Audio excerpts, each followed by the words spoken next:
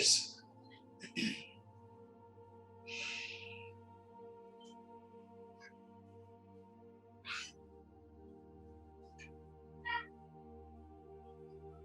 Om.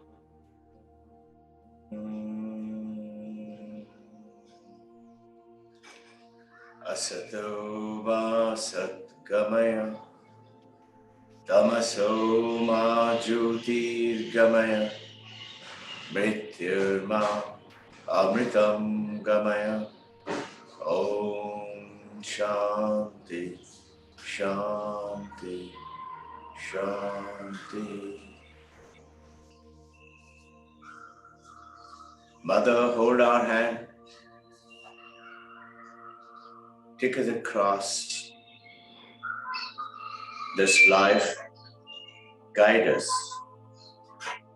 Protect us from the adversities, from the strife and the struggles and the suffering. Hold on to the truth for which the journey, for which we are born as a human. Take us from unreal to real. Take us from ignorance, from darkness, to light, bliss, and knowledge. Take us from death to immortality.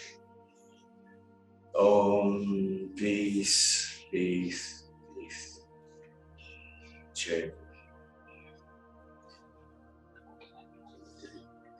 We pray to Mahavatar Babaji, the deathless master Kalpa Yogi, to hold our hand and guide us and be eternally present. We pray to Sri Shri Krishna, Yoga Kshema Vaham Vaham. Brahma, Vishnu, Maheshwara, to the Divine Mother, to our Gurudevas, Paramahamsa Yogananda, Sri Sri Yukteswar Girilahari Mahasaya, Gurudev Swami Sri Vivekananda, Holy Mother Sharada, Paramahamsa Ramakrishna. Salam to all of you. Welcome. Good to see you all. You know, this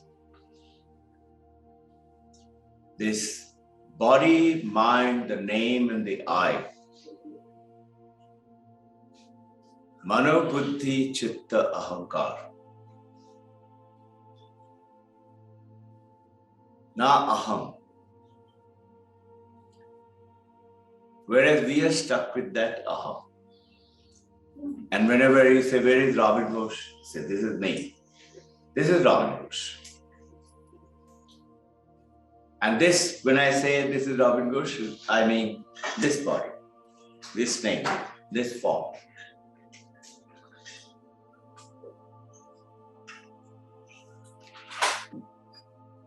From aligning from this to realize that we are something else. Take the journey. So, remember the same. In Shankaracharya's very famous Brahma Jnana Valimala, in which he is chanting this. It's very beautiful, which is what we are starting off with. Asanga Aham. Asanga Aham. We use this for our meditation. That means I'm detached. I'm not this body. I'm not this name and form. I'm something else. He goes on to saying, Asanga Aham, Asanga Aham, Asanga Aham. Puna Puna, again and again. We say, before meditation we start off, just to remind us that I'm not this body, I'm something else. And that getting connected to that is the purpose of this. So this is why it is not just Kriya Yoga. If you look at it, Kriya Yoga and the Raja Yoga, and we are dealing with the breath, with our practices, to elevate and go on to the state of samadhi. Ultimately, as per Ramdevji, as per Patanjali, samadhi is the answer. Samadhi, you will get enlightenment. But Vedanta is saying, yes, it is so, undoubtedly. But think, samadhi is an experience. What is an experience? For experience anything in this world, I need to have my consciousness. And with that consciousness, I need to see, if I'm experiencing this computer, I have to experience this computer. How? With my consciousness and with my eye. I have to see this, or touch and taste and feel. See it. Then I'm experiencing it.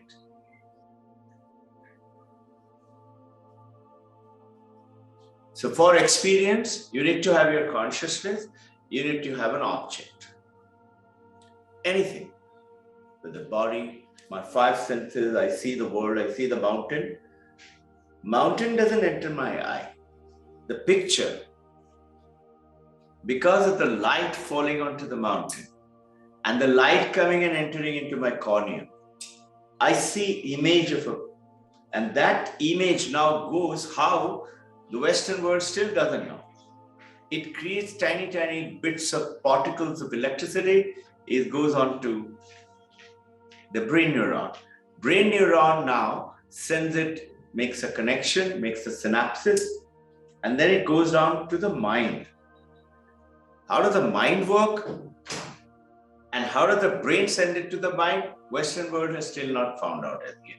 So there is David Chalmers, New York University, Mind Brain Consciousness Unit. They're doing research on that. How does it go? And they're saying, give us another 30 years, we'll tell you. Till now, they have not. After all, we found out of the life form, so we'll find out this also. But Vedanta talked about it thousands of years ago, that it is that image to the mind can only be experienced only if you are conscious. If you're unconscious, if you're in coma, you can't see anything. If you're in deep sleep, you can't experience it. So for the experience, you have to have the consciousness and you have to have an object. So here, when you're saying asanga, there is object, there is consciousness, but I am detached from the object. I'm only attached to that consciousness. And that's what we have to, because after the samadhi, there is an end to the samadhi. The samadhi is also an experience. Beginning of the samadhi, end of the samadhi. After the end of the samadhi, Vedanta is asking what happened then. So, what yoga is saying, what Vedanta is explaining, that the experience has a beginning, has an end. But the knowledge which you gain has a beginning, has no end. So what you gain in the samadhi, the knowledge, that doesn't have an end. That is permanent. And that's how the samadhi purifies, and nirvikalpa samadhi takes you to that world where it is like you've tasted the vanilla ice cream. You cannot forget it now. You don't forget it. But you forget Charles' law, Boyle's law, Faraday's law. You studied them. They were experience. So can we make our education, can we make our meditation in this? So in Brahma Jnana Balimala, he's saying, Asanga aham, puna, puna, puna, asanga aham. And then he goes on to say that Satchidananda Rupoham ahameva agya. This ahameva agya till now is that I am without decay. Body is decaying, body is aging, body is growing. But I am without decay. And that I is the one which you and I need to get connected to. What is creating trouble, strife, suffering is that mind which is changing. Body, which is changing. Why are we scared of COVID-19? Because it's going to affect the body, and we have a body. We cannot say, I am eternal. I am not eternal because I'm aligned to my body and the mind. But this is why we have to detach ourselves. So we, like a mantra, you're chanting it, and then you focus onto that consciousness, that light, which is actually you are. And when you get into that consciousness, you suddenly realize that this world filled with people, animals, plants, objects, they're not separate. Recollect our earlier discussion. This table also has consciousness. Only thing, this table has a sthula sharir, physical body. You can see the body, you can feel it. But it doesn't have a sukshma sharir. You and I have that. We have a sthula sharir, we have a sukshma sharir. Sukshma sharir is the one which is mano, buddhi, chitta, ahankar. So after we die, that sukshma sharira becomes like a bubble. The body dies, body is cremated, body is burnt. That sukshma sharira goes off. As per many religions, it takes birth again and again and again. That sukshma sharira keeps on going and circulating. So here it says, but ahameva avkya, I do not decay. Which is that I? This is that I. So once we begin to understand that, what happens along with samadhi journey, along with the meditation journey, awareness of this, which is called the knowledge, which you're praying for, take me from darkness to light. That darkness of not knowing that I am that. Otherwise, through the meditation, you're trying to discipline your breath, discipline your body, focus, concentrate to meditation, and it is so difficult. But when you're aware and meditating, this is why we are doing Advaita along with Kriya Yoga. So you will attain the Samadhi state also, but along with that, you're also aware. Even if I am suffering from a little pain, it's the body which is suffering. If I'm angry, I'm hurt, it's the mind which is changing. That they call personality. The personalities are different. Bodies are different. Name, mind is different from everybody. But that consciousness is one. And it is like thousands of waves in the ocean. Waves and waves and waves, like you and me. We've got different body. Gender is different, age is different, fitness status is different. Somebody tall, fair, thin, somebody is fat, short.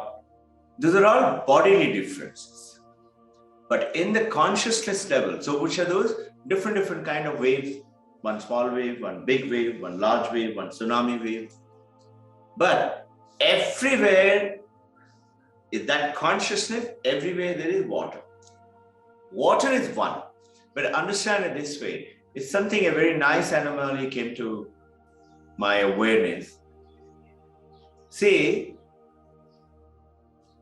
waves cannot sustain without water. But water can sustain without wave. Water can be a glass full of water. Water can be rain. Water can be a dirty puddle on the road. Water can be holy in the river Ganga or in Kailash Manasarovar. So consciousness can perform without the body. So consciousness in the original creation, there was only consciousness. There was nothing else. And then, as per Sankhya philosophy, that is Purusha, consciousness, came Maya, Prakriti. The Prakriti, with the power of the Brahman, which is Purusha, created this universe, which you say God created the universe. In the theistic religion, you say God created the universe. Which is this God? It is the same Brahman with Prakriti. It's for Sankhya philosophy. Advaita says There is no world. You're perceiving it, but in reality, it is not there. You're saying, how can it be? This world is not real, this is not real, I'm not real, my people are not real, my husband, wife is not real. How can that be? So, Advaita holds on to it. Shankaracharya says, it is what? It is like a TV screen, like this screen. You're seeing in the screen. The screen is real. But the picture inside the screen, whether it is Jurassic Park happening or somebody chasing, car chasing, hero healing, or a love scene is going on, changing. Picture is continuously changing. Screen is remaining one. Notice one thing, screen is not bothered whether there is a picture or there is no picture. Consciousness is not bothered whether you're there, an object is there, you're utilizing it, not utilizing it. Consciousness is like that water. Ocean can be calm. Ocean can be also filled with waves or ripples or bubble or froth or rainwater or waterfall. What is water choosing to be? Water chooses to be small bubble, small froth. But remember this, very interesting finding, that waves cannot do without the water. The water can do without the wave. Water can exist. Consciousness cannot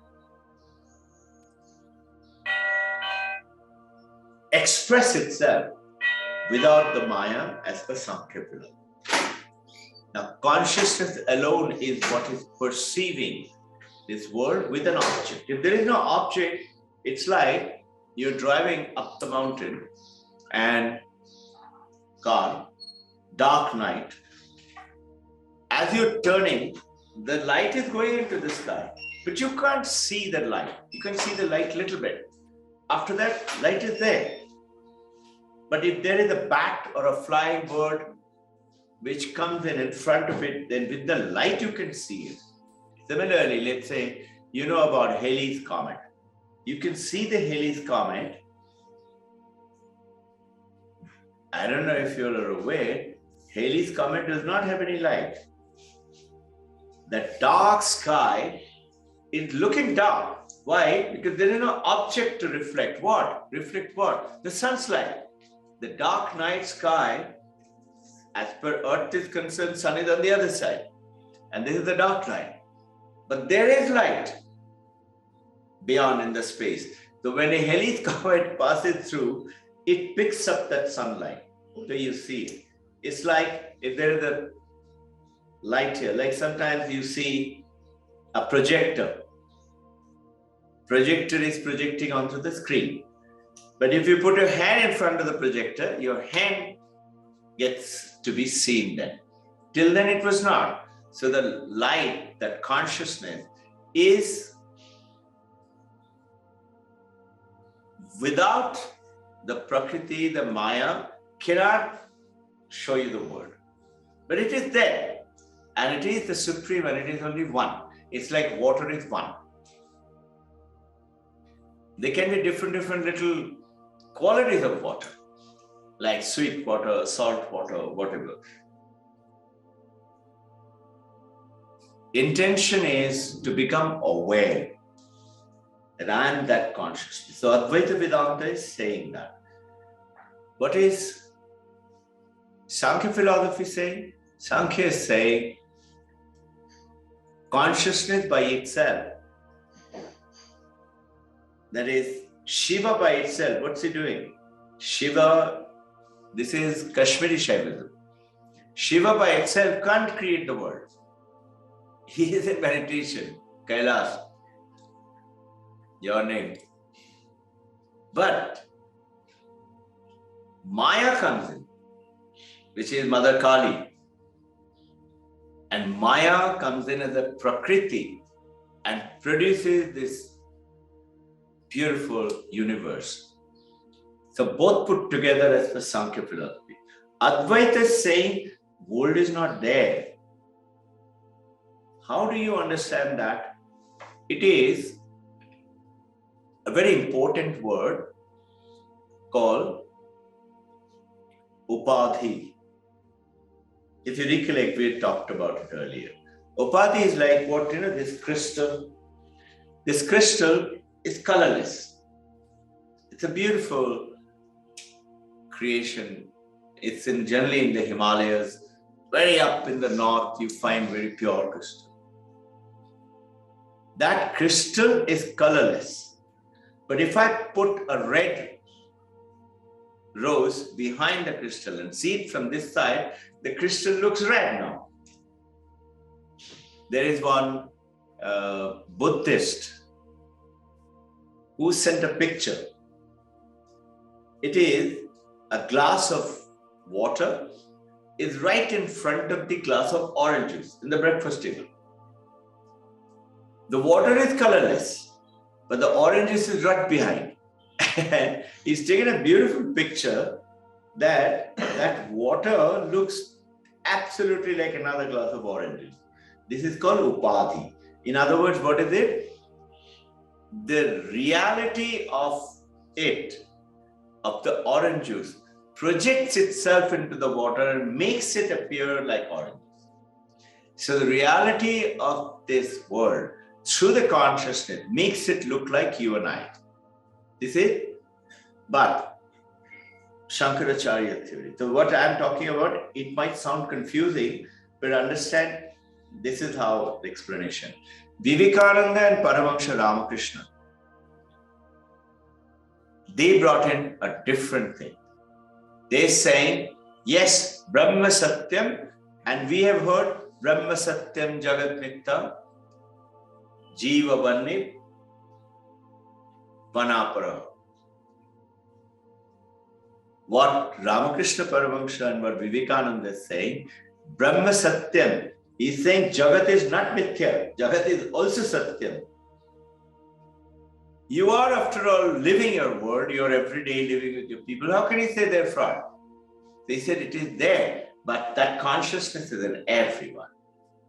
So this is the difference. So for yours and my understanding is, yes, we need to be aware that we are detached. We are that consciousness. That consciousness is in everyone.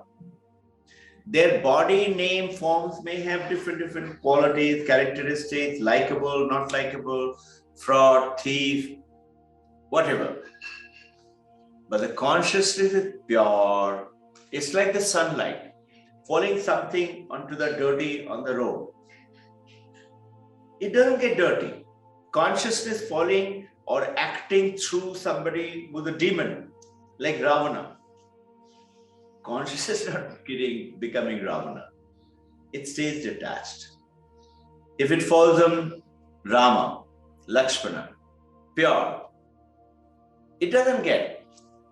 Consciousness stay pure. Light falls on holy water, light doesn't become holy. Or falls on a pitcher of wine, it doesn't get drunk. Light remains attached. Now with this understanding, when you do that meditation, you are telling yourself, I'm detached, and I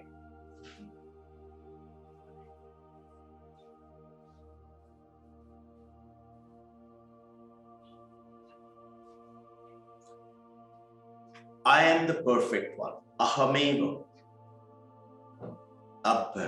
I'm without decay. I cannot age, I cannot die. So look, we are so afraid of COVID-19. Everybody's so scared. You should be, because you are the body also. You have to take care of the body too. So, beautiful example came about. In the same way, I will touch upon the question answer just after there's some questions have come. We'll answer them. There it will come in. The same issue, Rama, Ravana. Do you all get the time to see the Thursday session, what we do? Yeah. You all get time to listen to it? Yeah. In Thursday, we talked about how in Ramayana, how we learn in our real life how to utilize the wisdom of Ramayana. We'll just get away for a short while to understand, touching upon, and it's actually reiterating what we talked about on Thursday. Have you ever realized, have you ever thought, young man, dedicated to be the king, and coronation was to take place just a few days. He came back from the visit, and the first thing is, just think, you are that young man, and just think, you're placed for deport to jungle for 14 years. Lakshmana told him, Rama, our father Dasharath is got into this Maya of Kaikeyi. Don't go. They're in lust right now. Don't follow. When people in lust, they're not to be followed, even though he is your father. Rama said, I can't do that. Think. Young prince gets married, goes to the jungle, and wife is kidnapped. Can you think? For 1 year, you're without your wife.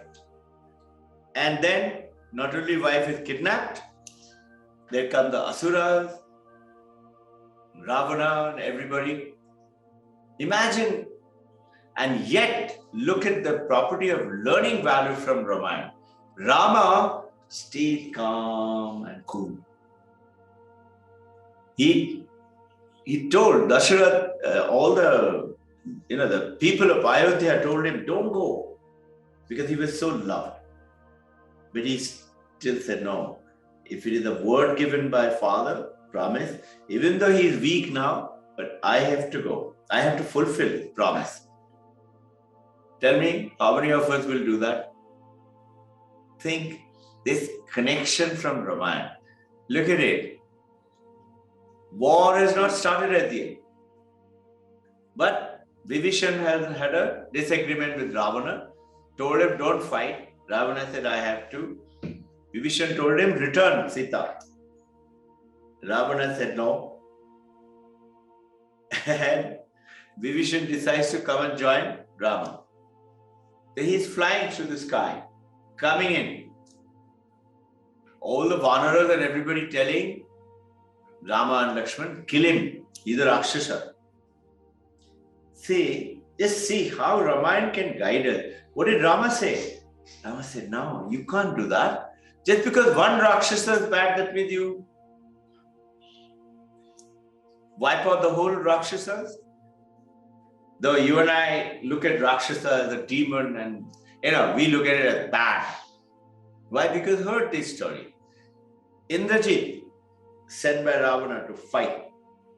And he's Mayavi, his Maya Jal, he's created an illusion behind which from the sky he is fighting. So they can't see him. Now, as per those days, the war rule was, if you cannot be seen, you cannot be fired at. What is he doing? He's behind the screen, he's firing at everybody, thousands of monkeys and the bears are dying. And Rama and Lakshmana very badly hurt. Lakshmana gets very angry. Lakshmana takes his Brahmastra. With this Brahmastra, I'll kill all Asuras. He's about to release. Rama held his hand. He said, no. That is one. Why should you kill the whole? Imagine you're Rama, your wife is kidnapped by them. Imagine what you're learning. What a tremendous compassion he's talking about. And see, eventually what happened? Satyameva Jayate. Truth alone will win. Rama won. Ravana is dead. Who's to do cremation? And Ravana was I don't know if you all know, there is a very powerful book called Ravana Samhita. Very powerful book, a knowledge book. He's a Pandit. He has to be cremated. Vibhishan is to do it. Vibhishan says, no, I will not do it. He's bad. He's a demon. He fought with God. I'm not going to do it. Rama tells him, see, he's your brother. You are my brother. He becomes my brother now. How can you say you won't do it? And he goes and uses, Rama tells Vibhishan a beautiful word. He says, don't hate and don't continue to hurt yourself. Have you realized when you hate someone, you're actually hurting yourself? When you have a fight with somebody, have you realized you keep on thinking whole day and night, the thought continues to go on and on and on. Hurting and hating and hurting. This is why Holy Mother Sharda, Paramahansa Ramakrishna's holy consort, she became the enlightened when Paramahansa Ramakrishna handed over everything and he said at the end of it, I've become a beggar now.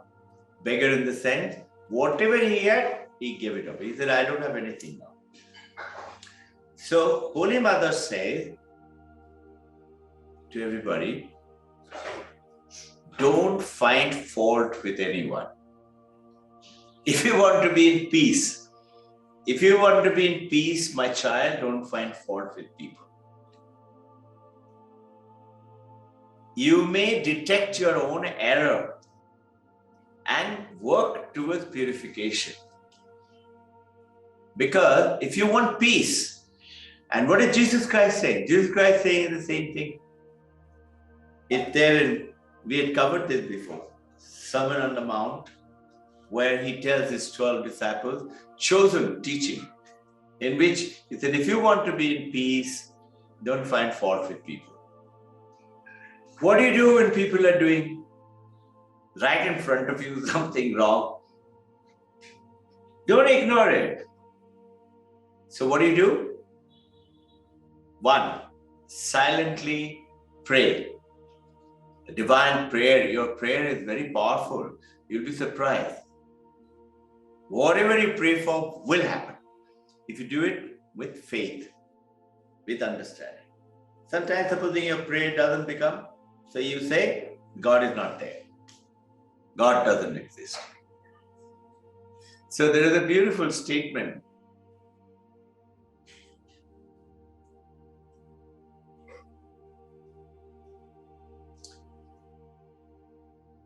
Arthur Ashe, very famous tennis player. I talked about it last Thursday. Arthur Ashe, great tennis player. He wins the Wimbledon. The first colored skin wins it. Otherwise, it was all English. And so happened in some of the simple blood transfusions where he had to be given some blood or they had to take some blood. What is that incident? I don't know. But he got infected with AIDS.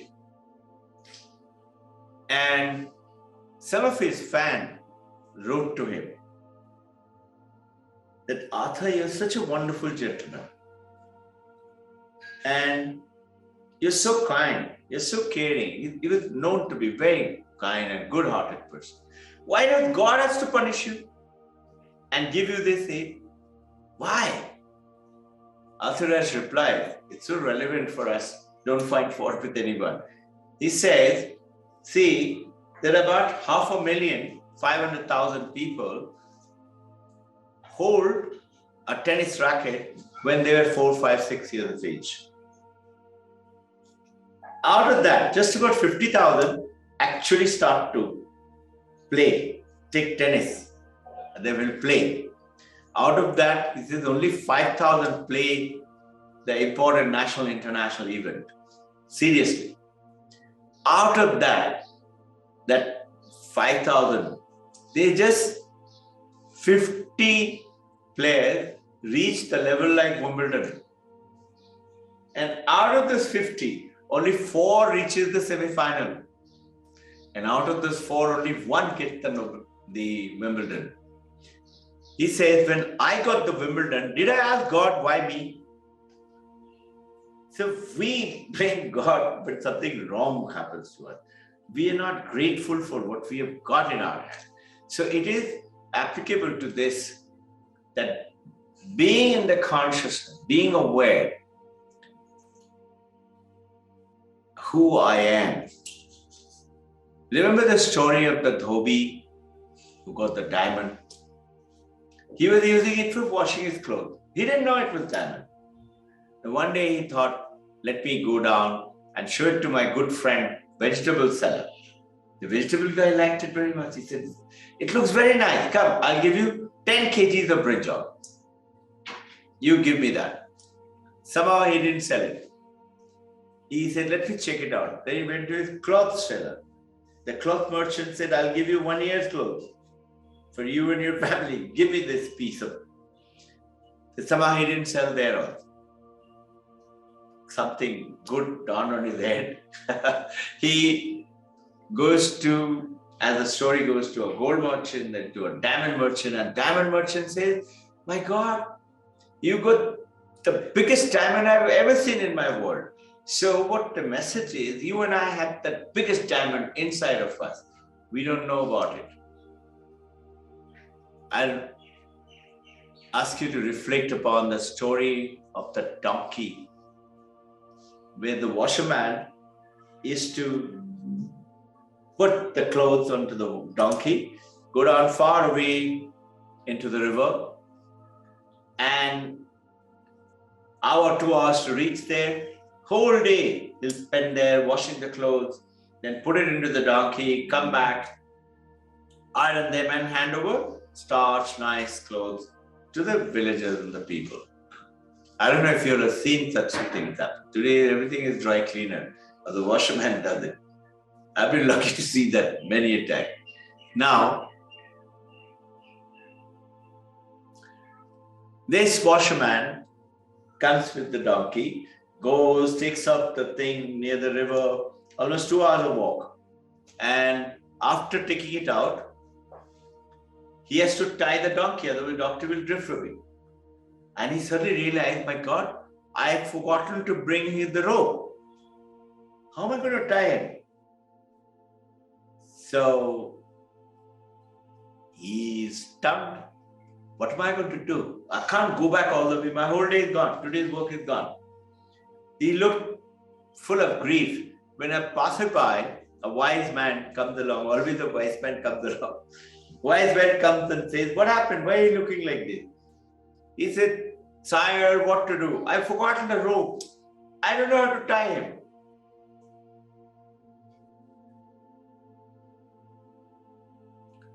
He was thinking, this wise man will say, don't worry, I'll give you a rope. Wise man said, no, listen, you don't have to tie him with a rope. He said, but then he will drift away. I'll be busy washing. What will I do? Will I go back? He said, no, I will not drift away. He said, what should you do? He said, you do one thing. You take him to the tree and put a hand in front of it as if you're putting a rope around his neck. Then put the rope around. Make sure the donkey sees you. And put it round and round thick, and then you go and wash. He said, that's all? He said, that's all. But donkey doesn't have a rope, he'll go away, no? He said, try it.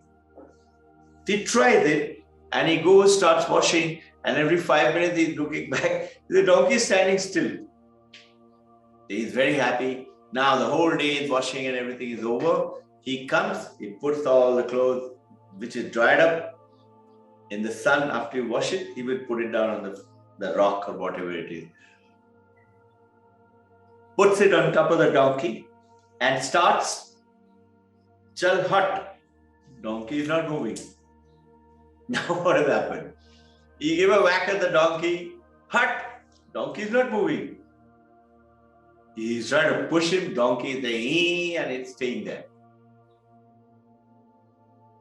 He knew luckily that gentleman lived in that house which is right in front, just 50, 60, 100 yards away. He goes there and he said, Sir, now what have you done? No, donkey is not moving. The wise man says, have you untied the donkey? says, what do I untie? There is no rope. He said, no, just show it to the donkey that you're untying. And he goes and does it. Donkey sees it. And now when he says, chal hat, donkey start moving. So what is the message through this Vedantic tale is you and I, we are tied up with our mind, with thinking this is who I am. And this mind is the reason for all the suffering that we have. And what do we do through the Kriya Yoga and Vedanta? It goes beyond the mind. And what happens in the meditation? Your mind becomes calm. So if you look at, let's say, a lake, calm water, you can see down there. River, Rudraprayag, Devaprayag, Alkananda, Bhagirathi coming down. In this season, you will find that it's very clear. You can see if you throw a coin, many people throw coins in River Ganga. You can see them. But little later, as this June, July start, flood water starts coming, it's dangerous. It's so fast. If you try to cross it, it will sweep you off the feet. It's dangerous, it's muddy, you cannot see it, and worst is, you can't use it for anything. You can't drink it. Whereas we have taken Rudraprayag water, we got it still now. It is still fresh. We must be 12, 15 years. So, once your mind is calm, there are no ripples. So you can dip down to the deeper than the mind, which is your consciousness, which is what you're doing in the practices. So, one presence, one consciousness. We all have different body, different name, different form, different mind. And we align ourselves with that. And we say, this is who I am. But truth, Vedantic truth is, this is not who you are. There is one consciousness which is in everywhere. And that is why you say God is everywhere. Which is this God? As per Taittiriya Upanishad, Satyam Jnanam Anantam Brahman. Brahman is Ishvara. What does Brahman mean? It just means vast. Vast. Vast what? Not vast ocean, vast desert, vast land, just vast. No limit. Infinite.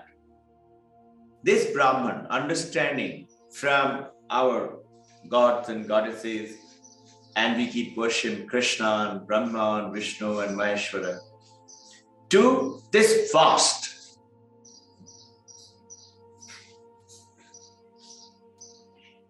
No limit. The moment you put the body, there is a limit. Body is aging, body is dying, mind is changing. Mind is called personality. Personality is the mind with intellect and memory from the persona. Persona actually means in Greek, it means mask. You wear that mask. And there's a Greek word. You remember those days the Greek used to play one-act play? Maharashtra is very famous, Bengal is very famous, Tamil Nadu is very famous. The open road, the office time, suddenly you might find it in Bombay, Pune. They'll suddenly in the office lunchtime, those people, they're working. They suddenly do that one-act play. 10 minutes, 15 minutes, some play. They feel great exhilaration, people get entertainment.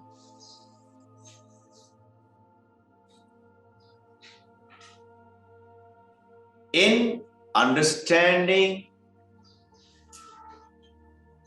the infinite consciousness as the God, you need to perceive it yourself. How do you do that? It doesn't mean you have to stop worshipping Mother Kali or God or Allah or Christ. You continue to do whatever you're doing. But side by side become awakened, know that yes, whoever we worship, they're all one consciousness. God is everywhere. This When you say Satyam Jnanam Anantam Brahman, Brahman is vast. It has got no limit. How can it be no limit? Anantam, Advaitam, Sarvavyapi, everywhere present. What is Sarvavyapi? Think. The limit, limitation. Without limit, so we have to understand what is limit. What is limit? Limit is Desha Kala Vastu, as per Vedanta. Desha is space. There is space difference. People in another house, I am here. I cannot be there and here. But if I am Brahman, I am without that space limitation, then I can be everywhere. And this is what is the qualification of Ishvara. Sarva Vyapi. Everywhere. Kala, Samay, time. I can be here at this time. I cannot be in this time somewhere else. I cannot be like this also 20 years from today. I cannot go back to 40 years from today. But what if you don't have a limitation of Kala? The Brahman has no limitation of Kala. Samay. So it can be Anantam all the time present. And this is what is Ishvara as per Vedanta. Ishvara and Vivekananda and Paramahansa Ramakrishna is telling us not to not believe. He said, go ahead and believe everything. No, Brahma Satyam, Jagat is not Mithya. Shankaracharya said Jagat Mithya. But here they differ. He said Jagat is also Satyam. And you have to deal with that word. But deal with that Asanga Aham. I am detached. I'm detached. I am there. I'm playing the role of a wife, a mother, a husband, a father, a child, son, professional.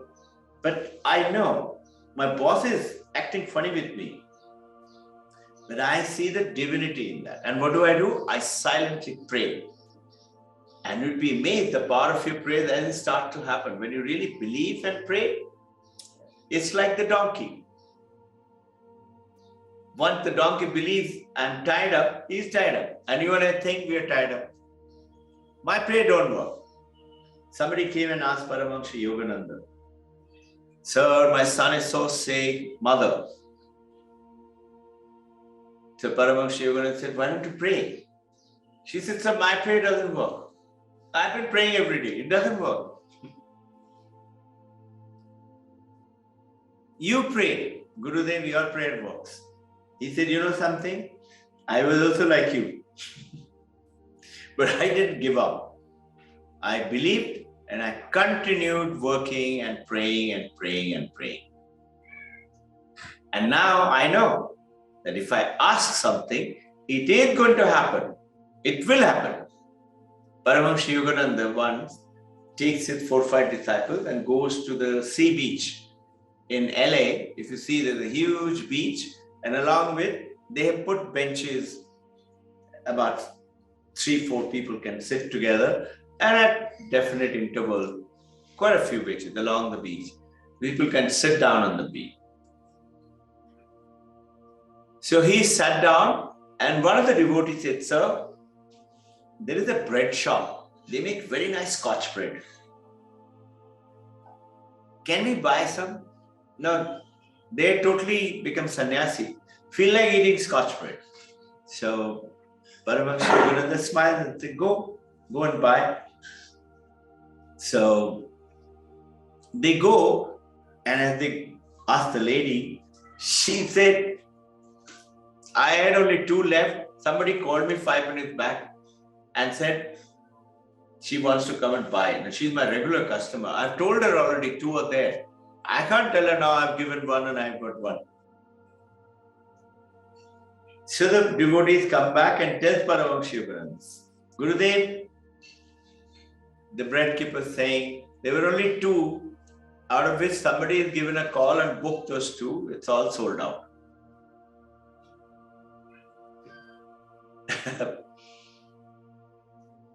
This is not there in autobiography. This is there in his own voice on the record. Paramahansa Yogananda is saying, I closed my eyes and prayed to Divine Mother. I said, Mother, what is this? This is Divine Mother. What is this? I thought you always give. Your devotees, they're asking for one Scotch bread. You can't give it. And as he was talking, suddenly that lady comes out. It was within about 50, 60, 100 yards. I don't know the exact distance. You could see. She comes and shakes. So Paramahansa, go and see what she's saying. So they go back and the lady says, after you left, she rang me up and she said, I'm cancelling one. I only want one. I have seen in our life today, our prayers are extremely powerful. So when you see somebody is doing something wrong, not correct, you pray and you try and change them without giving jnana. So what is Vedanta giving us? What's so special about Vedanta? Satyamika Jayate and Ashok Stambha is Vedanta, Mandakya Upanishad. Telling what? Truth alone will win. What is Upanishad? Upanishad. Upa is sitting. Nishad is clothed. When you sit close and listen to Guru, listen and remember it and use it in your life. This is eternal truth. It will never get old. Whatever the messages are there. And you and I have been taken across so nicely by the Western study and all. We've forgotten Upanishad, Bhagavad Gita. It says that if you believe in what you are saying and praying and doing it, it will work. And we find it powerfully working all the time. Now, what is Vedanta giving us? What is Vedanta? Vedanta is Upanishad, Bhagavad Gita, and Brahma Sutra. These are three. Brahma Sutra is serious parts of the Upanishad, commentary by Shankaracharya. So Brahma Sutra, Bhagavad Gita, and Upanishad. This is what makes Vedanta. What does Vedanta give us? Praptasya prapti. What is already there with you, it gives you that. And nivrittisi nivritti. What you don't have, it removes from you. What does it mean? Think, the donkey was not tied. But what did that Vedantic gesture do? It removed it from bondage without actually untying a rope. It removed from him. And he suddenly became free. And this freedom comes to you the moment you become aware. Towards this awareness is this journey. And always because of the mind. Mind is the one. Donkey's mind is telling you are bonded. Donkey's I saw it untying. I is told through the brain neurons to the mind, you are free now. So the journey is very beautiful, very peaceful. Most importantly, what happens is, you have to empower your family members, your sons and daughters, your husbands and wife, your other people, to continue to pray. Even if nothing is happening right now, you pray. You know it's going to happen exactly at that time, when it's the right time. It will happen.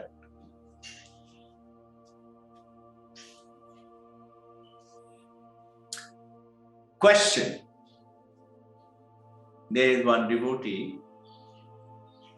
He's asking, how do you reconcile God with consciousness? We say consciousness is God, Brahman. And Brahman is Ishvara. And Ishvara is everywhere. How do you reconcile that God? God is who? Got a certain name, face, etc. like Krishna and Jesus and like that. How do you reconcile between the two? He's asking, if I'm consciousness, which is the only reality, then I am God. Because Ishvara, God, consciousness. So I'm God. Now, how is it that Vedanta worship God, but it is the same time you say that I am that Brahman. I'm confused. You're saying I'm Brahman, I'm God, and I'm supposed to be worshipping God. How do I worship? I worship myself. I'm Brahman or God. When I try to realize my true self, how can I also worship God? Are they two the same thing? So there is a beautiful statement comes in. Hanumanji was asked by Rama, Hanuman, what do you think of me? How do you see me? So Hanumanji answers, Deha buddheya dasaham. By looking at you as a body, I know I'm your servant. So you worship God, Vatsala Bhav, God is my son, Sakha Bhav, Krishna Arjuna, friend. And like that, it goes on. God as friend, God as partner, Meera Bahan. Various examples are there of various. You play either as a parent or as a child or as a friend or as a... It depends on you. He says, when I look at you as a body and look at myself as body, I'm your servant. Jiva buddheya tadam sakha. I'm your part. When I look at myself as Jiva, Jiva is what? Sentient being. Sentient being, you got a name, you got a consciousness, you got a form. That nama, rupa, bhavahara. You got all those three things. Then you say, I'm your part. You are the whole, I'm your part.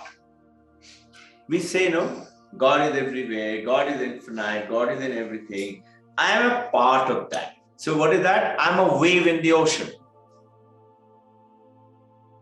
Huge ocean, thousands, millions of waves. I'm one of the waves. Ocean is God. But in this, there is a problem. Ocean is vast. Ocean is so much of water. And you say, I am wave. I am a little bit water. I'm not powerful. Ocean is powerful. Why so much of water? Even tsunami wave, it's only a part of the wave. And notice something, all waves die. Either in the middle of the ocean by becoming calm, or the ocean will come and slam into the shore and it dies. It becomes the water spray and the water goes back and again becomes the wave. This is what the wave analogy comes in. Our body dies and we are reborn again through our Sukshma Sharira.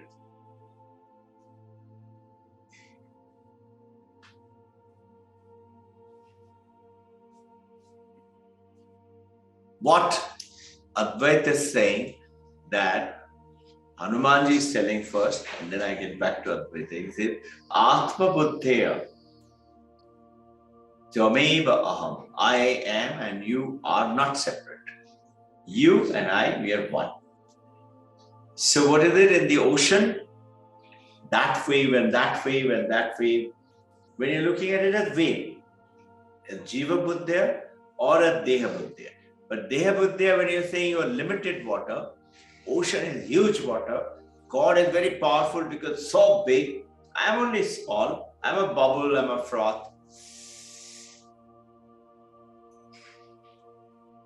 My prayers don't work.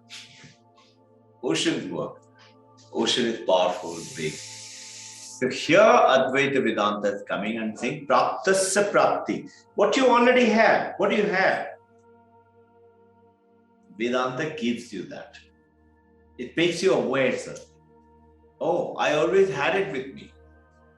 There's a priest, Christian priest, going around praying to get money, to make a big church. They have to beg, get their food. And he gets a dream one day. In the dream, he is asking God, give me money enough so that I can make a big church. So he gets a message, go to the kitchen where the fireplace is. You see underneath the fireplace, go down, dig up the fireplace. So he does that, he gets up, goes and does it, and he finds the huge pitcher of gold coins. Somebody had buried it there. He got the message and he found the gold coin. So the message was, Praptasya Prapti, it was already there with you. Only thing you don't know about it. Like that, you have that entire, you're a complete package, 100% everything with you. You have the ability. Idea of Vedanta is to remove what is not there for you to suffer from, nivritti nivritti, and gives you what you already have. What is that? See, look at it, the power of the consciousness, this consciousness. If you're not conscious, if you're unconscious, you cannot sit, do anything. You can't eat, you cannot have fun, you cannot learn, you cannot read, you cannot go anywhere. If you're in coma, lying down in the bed, you can't do anything. And the whole world vanishes. Your consciousness is the one which brings the world. So, what you're doing suddenly, you become aware. Aware. This is me. And this me is not this body, not this name. You may have whatever disability, sickness, disease, strength, good, lucky, millionaire, whatever. And you also realize that suddenly this consciousness is the one which has created this galaxy, this universe. Wherever you see, whatever you see, it is the creation of that consciousness. And that consciousness is one consciousness. And that is with you and me. We are also part of it. That wave has the same water in it. And we are not using that water. Have you all realized one thing? Jordan River is a very holy river. Jordan River is where Jesus Christ was baptized. Very holy river. And think,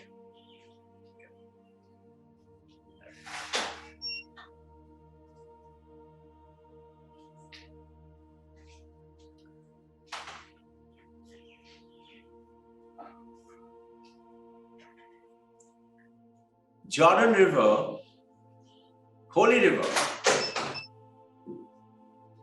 Jesus Christ baptized. The whole river has become holy.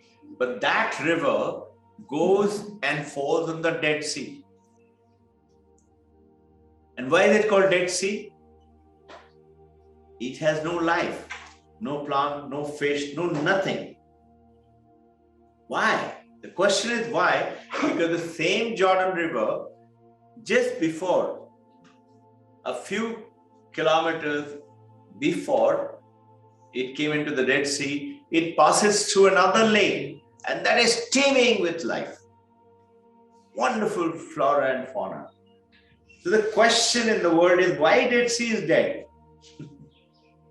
And you know why? If you reflect on it, this answer came to me like that. They give you Dead Sea, why Dead Sea is dead? If you go to the Google, they'll give you another answer. They give you because the water is stagnant, and the water, because of the sun's ray, evaporates, and the water becomes more and more salty. And it is so salty, it cannot sustain any life. And it is so, its viscosity is so heavy, a human being cannot swim there. It is water, but you cannot swim. You cannot float. Then, how come the same Jordan River water only is that, no?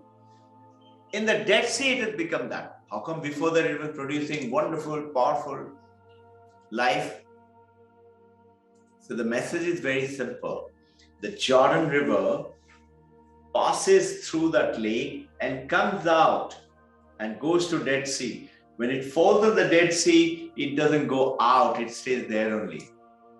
With the message, if you want something in your life, you want love, you have to give love. What does the other lake does? Jordan River comes in, puts the water, it also lets out. The water goes out from the other side. So there is a flow. Have you realized our blood, if it clots, it will only create damage and we will have a heart attack. Clotting is what? Hoarding. Have you realized how much we were hoarding when the lockdown started? Everybody went and just bought and locked it up. That hoarding is holding on to it. This is mine. Vedanta is saying if you want something, give it first. You want love? Give love. We say what? First I see he loves me, then I love him.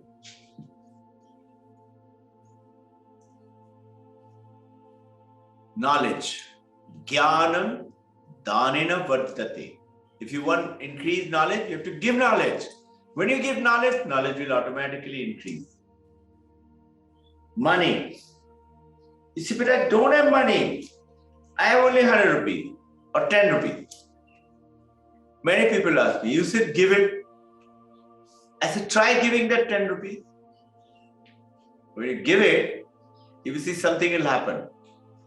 He said, when? How? Don't start counting it.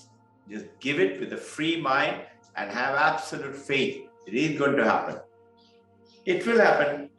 So there was one of my friends I shared with you all the other day. He stays here only. He had gone off to Samarra in Iraq. It's a huge mosque. He's a Muslim gentleman, follower of Muslim belief. And I was talking to him about the same thing. And he had a lot of money with him. He had gone for business, but he left the money he was staying with his friend. Left the money with his friend's wife. He said, you keep it. I'm going to the mosque. I don't want to carry all this money. It's not required. So he just carried $200 in his pocket. After the prayers and all, they were thinking about, now let's go and have a cup of coffee. And one gentleman was sitting with his 2 kids and wife, and somehow that gentleman got up and came to this friend of mine and said, sir, somebody has stolen all my belongings. I don't have any money. I have to go back. I don't have any food for last 2 days. Would you please help me? I'll pay you back later. Generally, people will think something, no? Cheating and all that. This friend of mine, he said, I put my hand inside. I found $200, the $200 note. So I thought I'll give him $100. But as I put my hand to pull out the $100, I got a message. He got a message. He's in a holy place. Give both. Then on one hand, he's being told, give both. And on the other hand, he's saying, then how will I pay for my coffee? But he's got a message. He believes in the message. I believe in my message. Every bit of the message, however bad it sounds, or good it sounds, or impossible it sounds, I believe in it. It has happened so many times. Once in Koregaon Park, it was 3rd lane. And on the right hand side of the 3rd lane is the Osho Ashram when you're coming from Koregaon Park. I was coming down, I was driving an Elantra car. I got a message, stop, stop, stop. At what time? I was going for golf, 5 in the morning. There's nobody in the street. I said, stop, for what? I said, shut up. You just like that you're saying. I'm talking to myself. I was slow. I kept driving very slow. Must be 10, 15 kilometers because it is a small lane, dark at night. Again I got, stop, stop, stop. I again didn't stop. And that lane from the right-hand side, I was staying in a bungalow there. It's about another 2 bungalows ahead. So about after one bungalow, I got the message again, stop, stop, stop. And this time I said, all right, okay, stop. I stopped. As I stopped, this young guy from the right-hand side, I think it is the milk guy's son. The milk guy had, with those milk, huge hundis in the motorbike. It was all hanging there and hanging at the back. You must have seen this guy carried. That young guy, father must have gone to give the milk. And he said, let me take one quick round. And he came out at a huge speed. Now he also thinks road is empty. I was also thinking road is empty. Luckily I stopped. And he came out and he saw suddenly in front of him the car, and this car was just 2 days old, brand new car. And his hand did like this, and he came and hit me straight into the car. And he was so fast. The poor guy, he went flying over the car. He came and flew over the car and landed on the ditch on the left-hand side. And some noise and all happened, and by the time his father, he was dazed. Somehow the guards and all who were standing outside the bungalow, they came out, they helped him out. He was dazed. Father happened to come out, must have been close by home, heard the noise. He came out and he saw his son, straight away came and said, you are at fault. You have hit him. The guards people, this is what he hit him. Your son came so fast, he was standing. If I was not standing, fault was mine. Rule, bigger vehicle is to be blamed. But if I parked, because I parked, I wasn't blamed. All the guards, fired them. And I can't ask them, brand new car, they pay me the money. Poor me. But I got saved. And same thing happened in the same Koregaon Park. One day at about 11, 12 o'clock, we had gone from somewhere else. And we were passing through. Something told me to slow down. I slowed down. I again got the message, stop. And as I stopped, I listened to it. A boy was sitting, small boy, 3, 4, 5 years of age, sitting with his father on his lap. Mother was standing next. And the boy suddenly ran. The boy doesn't know, must have lost his ball or something like that. Luckily, I had just stopped. The boy came and hit the front mud guard. Again, that guy immediately stood up and he said, you hit my son. Luckily, some auto rickshaw guys were there. They all came down and said, no, your son came and hit. Why are you not holding on to him? It's an open road, you should hold on to your son. So what I'm saying, that consciousness has the power to create the entire universe, galaxy, world, earth, sun, everything, the rainforest, the desert, that consciousness. So I was talking to you, how do I relate myself now? One side is God, God, God, answering to his question. Remember what Hanumanji is saying. Deha buddhya dasoham. How do you relate to myself? Rama is asking. He said, when I look at myself as the body, I am your servant. Jiva buddhya. When I look at myself as a sentient being, that is name, form, consciousness. I am a jiva. Like all of us, we think. I am your part. Your whole, I am your part. Tadam sakha. Atma buddhya. When I look at myself as the consciousness, then you and I are not separate. Then now look at this. All the waves are all around. And I am also another wave. We are all, with a small wave, a big wave, a tsunami wave, or a bubble. We are all separate beings. And we have a name, we have a form, we have a function. What is this Brahma Vidya? The Brahma Vidya says, if you calm down, imagine in the ocean, you're calm. The wave is not a wave anymore. We will become one with the ocean. Calm ocean. Can you tell me this was Robbin Ghosh wave and that was so-and-so wave and that was so-and-so wave? Suddenly what happens to you? You and the ocean become one. Before that, what were you saying? Ocean is big, ocean is God, I'm so small, ocean is very powerful, I'm not, I'm only this little bit, I'm vulnerable. Here, when you align yourself, you have to just think. Remember, I'm detached. Asanga aham. I'm detached, I'm detached. Detached from what? The body, the name, and the form. We take care so much of our body and the name, and the form, and the function, and learning, and education. The moment you align yourself, you look at Jesus Christ didn't go to any school to learn. Ramakrishna Paramahamsa went to a school for 2-3 days and he didn't want to go anymore. He said, I don't want to learn this. Look at them, the world's most learned people. So where is this knowledge? Vedanta says all knowledge is inside you. How? Then why do we go to school and study? All school does is creates an ambience and gives you certain data for you to pick it up. And when you get connected, then you see those data, you're getting it, you're understanding it, and applying it becomes such a piece of cake.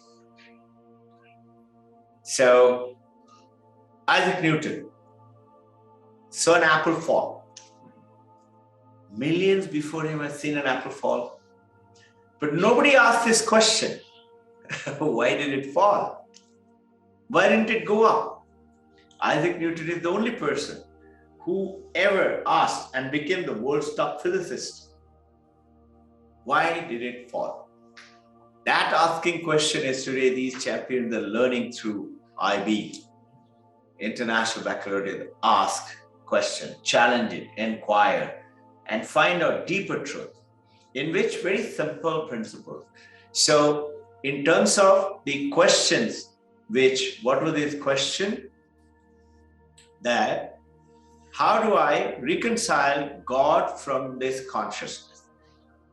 And if I am God, that is Aham Brahmasmi, then who am I worshipping? It's a good question. So here you need to understand that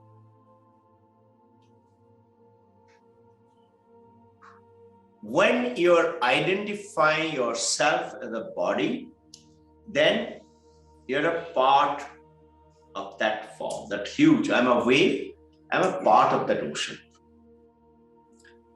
When you say, I'm not a wave, I am actually sitting on the wave, I'm playing as a wave, but I say I'm not a wave, I'm the water. Where is the water? Everywhere. And when you calm down, notice the wave and the ocean, there is no discrimination. Wave becomes what? The ocean.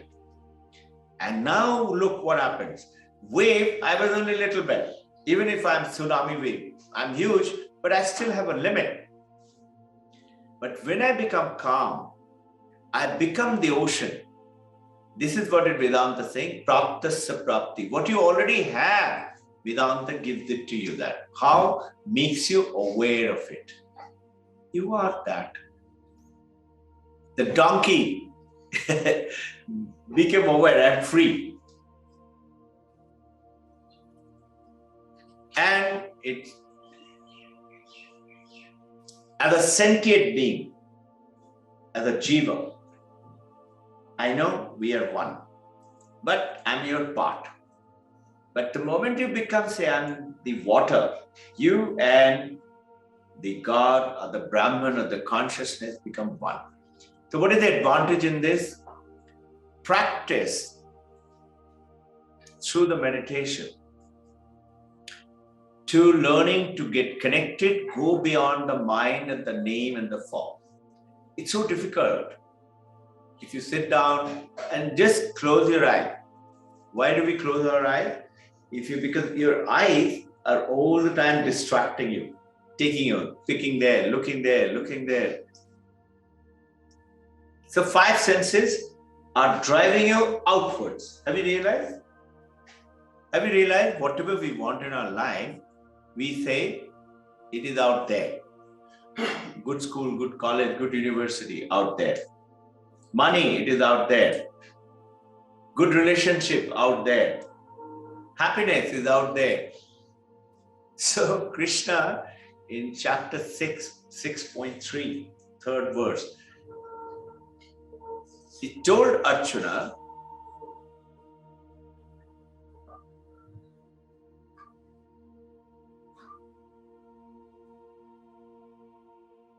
if you meditate,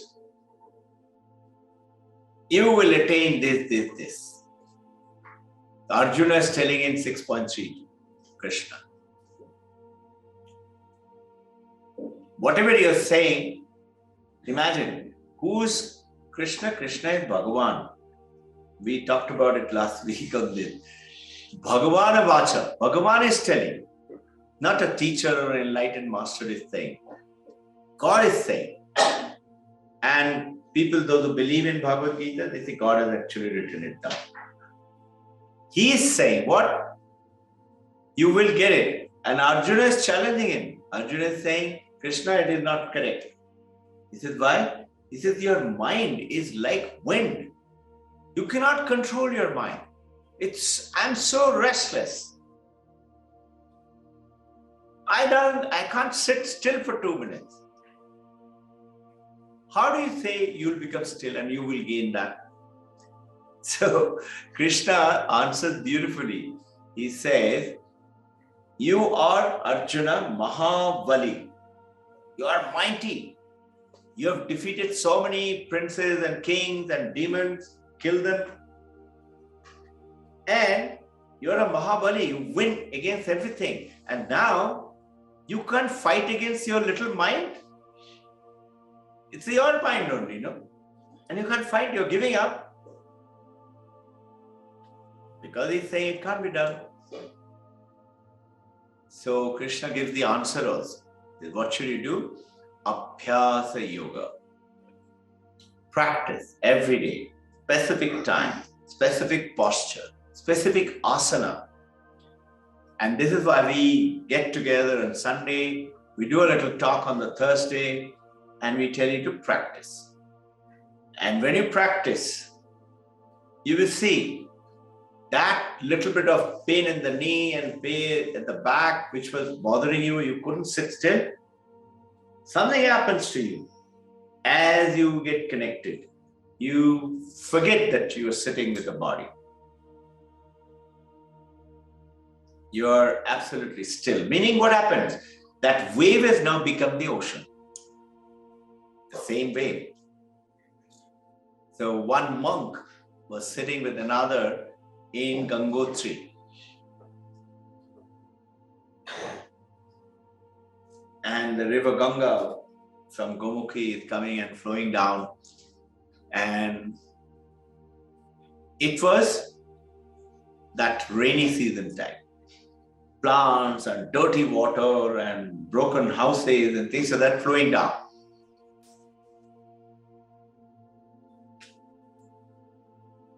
I've seen that. Sharada ma'am and I, we had gone down during just 10-12 days after the last flood from Kedarnath which happened. We just gone to visit Kedarnath that time. We saw that river devastating. And it had risen to such height. When we went, it had subsided. But the river was down there. That river had come up and gone past the height of the road. So much of water and had taken many houses around. And you could see those houses are totally broken, fallen down. So it was that time. This monk is telling the other monk, see the water, it's good for no use for anyone. he says, a normal human beings, Vishay in Hindi is saying, Vishay ka man aisa hi hota hai. Normal family man, businessman, who are racing for. There are 4 types of devotees. The first is this, we want something. So they call Artharthi. In Bhagavad Gita, Krishna is saying, I've got 4 types of devotees. Second is Artha. Otherwise, those who want name, fame, professional growth, they also come to me. The third is the Jigyasu. Jigyasu is searching, like us. We're searching. We want to hear something good. We want to practice it. The search has begun. That's how you're getting connected. You can't get connected otherwise. And the last is Jnani. You're enlightened now. So somebody asks, once you're enlightened, why do you have to pray? You're already enlightened. You're Buddha. So the beauty of this consciousness, this power, or name it God, Allah, Christ, whatever name you call, is so mesmerizing and so loving and caring, you just can't do but with it. Whether you're a student or you're a middle-aged or you're an old person, you feel that love. And so you'll find there are many very young. Shankaracharya, at the age of 8, became a monk. At the age of 16, he became Jagat Guru. People 45, 60 years old used to come down and learn from him. And by 32, he left his body. He finished writing. And what he has written down, you would be amazed. You can't finish reading in one good lifetime of 100 years. He has finished writing it. We'd gone to Badrinath. We saw Shankaracharya's mandir there. Very young. Look at Vivekananda. At the age of 39, he left his body. Paramahamsa Yogananda, 55, left his body. Ramakrishna, 52, left his body. And you and I want to live for 100 years. We are saying, sure, live long to serve people. Make your life fruitful. Somebody should live better and bigger because you have lived. And when you do that, you will find that there will be tremendous help will come on your way. From somewhere. You don't have any money, but you want to make a temple, a church, or a school. From somewhere the money will come. How do you get connected? This is what we talked about. You get connected with that consciousness. So, there are two realities. One is absolute reality, one is transactional reality. Transactional reality is you and I operating with this body, name, form, working, waking up. It's transactional reality. And absolute reality is absolute truth. So how do you understand it? Television, cinema going on. Screen is absolute reality.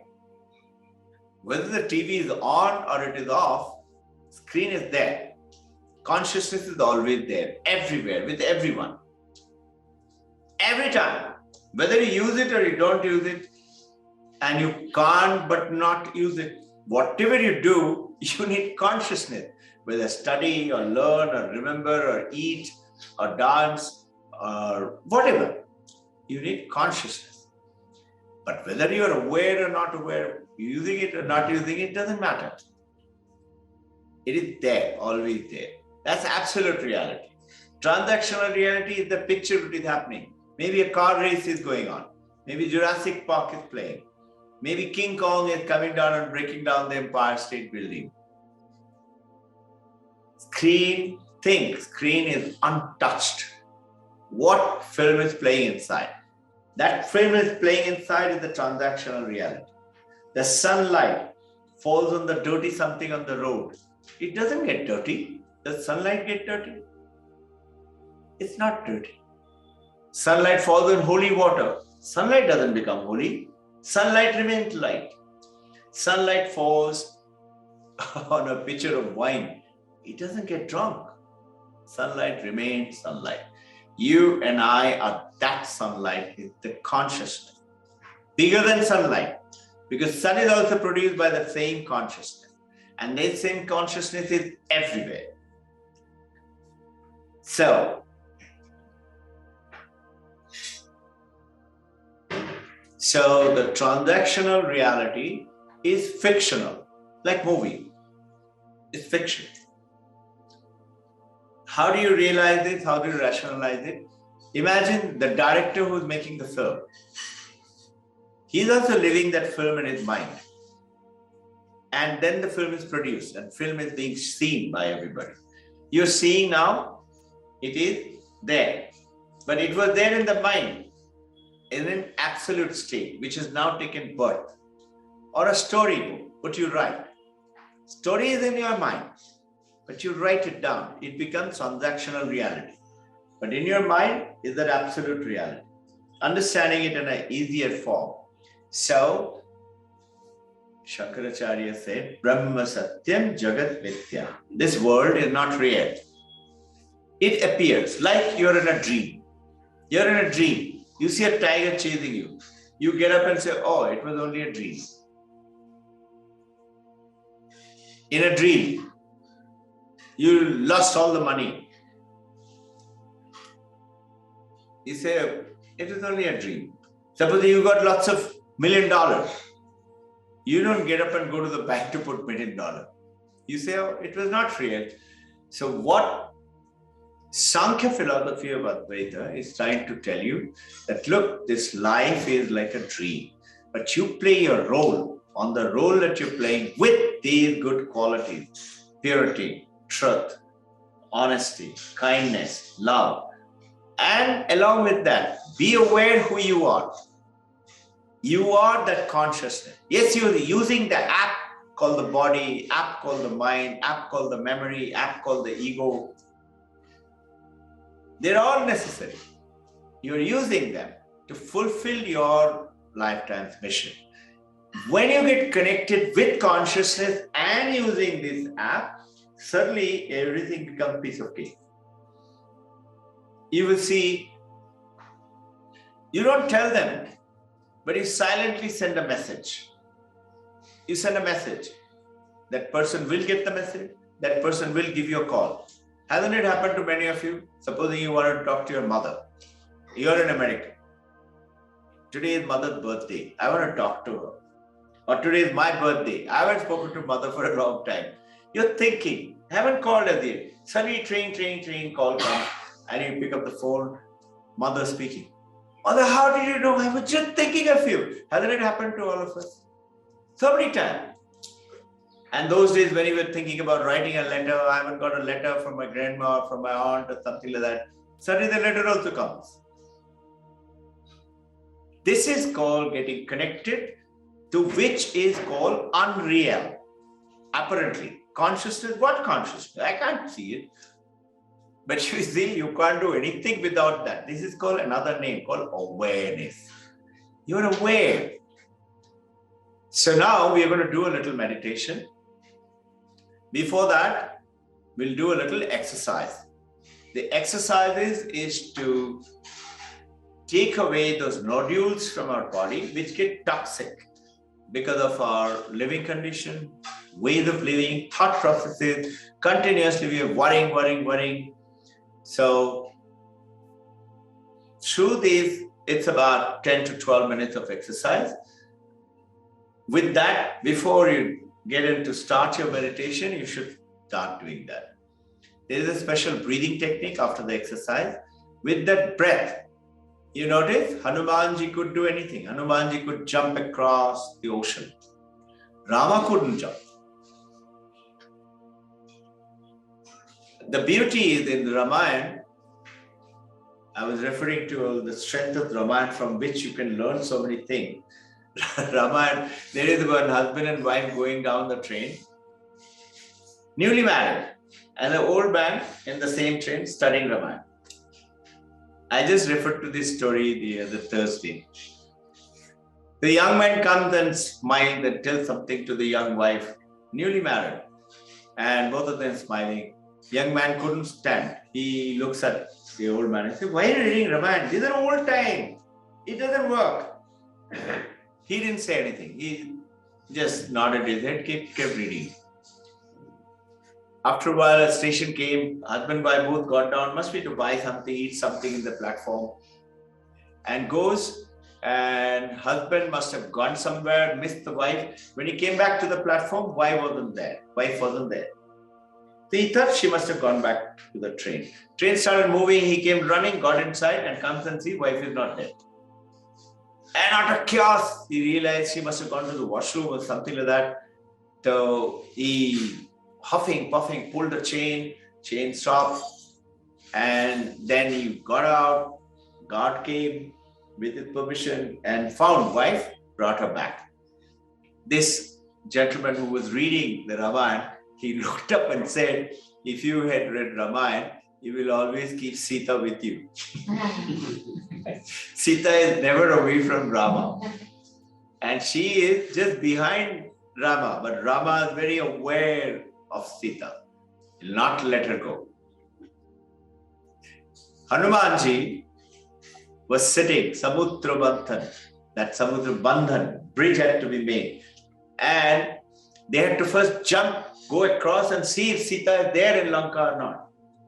Now, it's 100 yojana is the distance, which those days. Now everybody is saying, Angad says, I can jump 50 yojana. Jambuwan, Prime Minister, says, I can jump 80 yojana.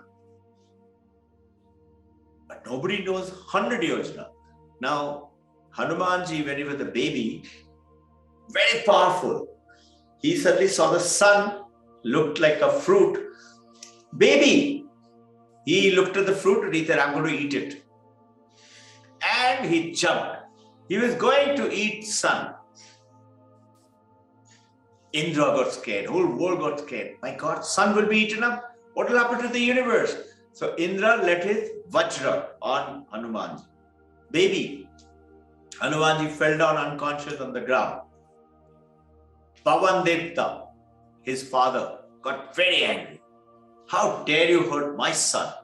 I will not give any air to this earth. No air. Everything is dying. So Brahma came in to rescue. Brahma made Hanumanji okay. But then all the gods said, look, Pavandevta started giving air. But now what do we do? This child is so powerful. He's going to create trouble for all of us. Very soon, he'll do something. So they said, okay, let's give him a small curse that he will not remember his own power. So everybody wants to cross the ocean, 100 yojana. Hanumanji doesn't remember. He's sitting quietly and he says, I can't do anything. I'm so small. These guys are much bigger than me. Then Jambuvan knew he is Brahma's son, Aspati, son of Brahma. He goes and tells Hanumanji, you are Pavanputra's son, you can do it. He said, me? He said, yes. All you have to do is just make the effort. You can do it. And as it was told with the curse, that the moment somebody tells him, then he will realize his strength. So he realized, and he grew bigger and bigger and bigger and bigger, and then he jumped. 100 yojana. So, the word in the Ramayana tells us, you are similarly a giant within, with that consciousness. You have forgotten like Hanumanji. You have forgotten who you are. That aham brahmasmi, tat tvamasi. You are that. I am that Brahman. We have forgotten. We think I'm this name, body and form. I'm this. So, through this, as we do the exercise and the breathing, through the breath, we get connected to how to still the body. You notice when you get very angry, you breathe differently. No? When you're very excited, you breathe differently. When you're very calm and peaceful, your breath is calm and peaceful. And when you're in sleep, steady breath. So can we do it in reality by being still? That's the purpose of meditation. What does it do? It would bring out intense power from within you.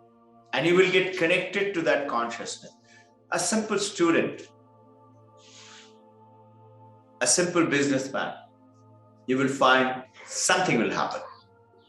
A strange creations would take place. So that power is within us, only thing we have forgotten about it. That's the purpose of these sessions, to tell all our parents, children, teachers, you can do it. It's very simple. It's not complicated. And if one person has done it, why not me? And there's so many have done it. You've heard about Swami Vivekananda's power of memory. If he read 11 copies of thick volumes of encyclopedia, he remembered every word, every page. And somebody asked him how. He said, first is purity. Don't tell lies. You have to purify yourself. That is why it says in Ashok Stamba, Satyameva Jayate. Truth will always win. Purity of life with truth, with your solid weapon. You sit still and just watch how magic will take place from the same. Same you. You notice in our school today, we have so many world toppers. How? 5,200 schools in the world. Sadhu Ma'am and team is awakening them to get connected to that consciousness. How do we do that? Very simple, not complicated. Once they get connected, imagine, it has never happened in India. And now last 3 years, not only world topper, whoever is appearing for 10th and 12th, getting first division. Everybody. 73 children, 59 children, all first division. And the world topper, top 2021. How are they doing it? Saying simple Vedanta. Telling them, you can do it. Without knowing Vedanta, Jija Mata told Shivaji, Tu karega. What? I don't know. I know you'll be a world leader. Look at him. He became a world leader just by believing in it. So, believing, practicing, and journey. You have a beautiful day ahead. Do take care. Once you're connected with this consciousness, you will find with the divine grace of the consciousness, Brahman, Jagat Janani, Divine Mother, Babaji, Krishna, and our Gurudevas, Gurus of all religion and gods of all religion will protect you from all sufferings.